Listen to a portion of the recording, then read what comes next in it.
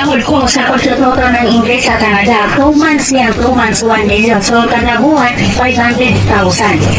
So, kaya ko bumili ng mga alahas na mga tag 150,000, 250,000. Ang pinakababa ko talaga sa mga alahas ko, 100,000. Ang pinakataas ko, tag 300,000. Kung mayroon nga, tag 700, kaya ko. Kasi, yun nga, maniwala man kayo sa hindi sa akin, no choice ako, hindi kayo maniwala sa akin. Basta, yun ang sahod ko sa pagtututo English ko sa Canada. 1 million kada buwan.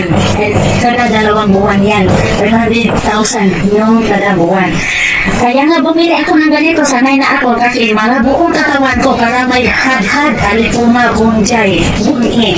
Kapag hindi, mamahalin gamit ko, Luis Miguel, panty ko nga, 150,000 ang isa. Yun ang pinagmamayaman ko, okay? 1 million ang sinasahod ko sa pagtututo ng English sa Canada. Kunti mo ra kaayo mo. Unya mga nindot pagid mo nga makapalit mo ani nga bag. Yung sa man yung paguna-una taon day, ha? Pila naman tayo sweldo sa katabang unya maguna-una pagid mo palit mo nani nga bag. Ha? Istoryata mo ha. Ang pwede makapalit nga nga mahalong nga bag sama ra nako. Kanang mga dato ra jud ang pwede makapalit nga. Walay katabang nga makapalit ing ani. Huwag ka na mga utin mo ra kaayo. Walay makapalit ani nga mahalong nga bag. Di mo kapalit. Mga dato ra jud ang pwede.